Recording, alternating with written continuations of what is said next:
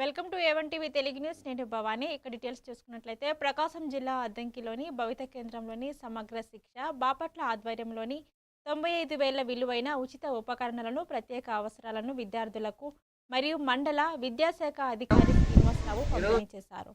ఈ సందర్భంగా వారు మాట్లాడుతూ ఉపకరణాలను సద్వినియోగం చేసుకోవాలని కూడా విద్యార్థులకు సూచించారు. రూపాయల విలువ గల పరికరాల్ని విద్యార్థులకి అందజేయడం జరుగుతుంది. మరి వినికిడి లోపం ఉన్న పిల్లలకి వినికిడికి సంబంధించిన మిషన్లు, అలాగే నడవలేని పిల్లలకి వీల్ చైర్లు, అట్లాగే మెంటల్లీ రిటార్డెడ్ పిల్లలకి TLM కిట్లు, ఇలా అన్నీ సరఫరా చేయడం జరిగింది.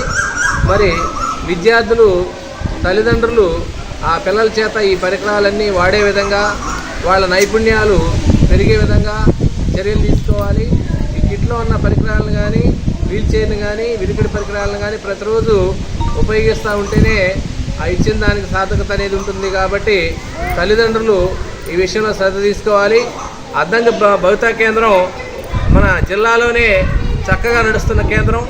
ఇక్కడ ఉపాధ్యాయులు కొంగల శ్రీనివాస్ గారు కానీ, యోనా గారు కానీ విద్యార్థులతో మమేకమై ఆ ప్రభుత్వం ఇచ్చిన ఆ పరికరాలన్నింటినీ ఉపయోగిస్తూ విద్యార్థులని వివిధ రకాల విషయాల్లో నైపుణ్యాలు పెంచుతూ తీర్చిదిద్దుతున్నారు.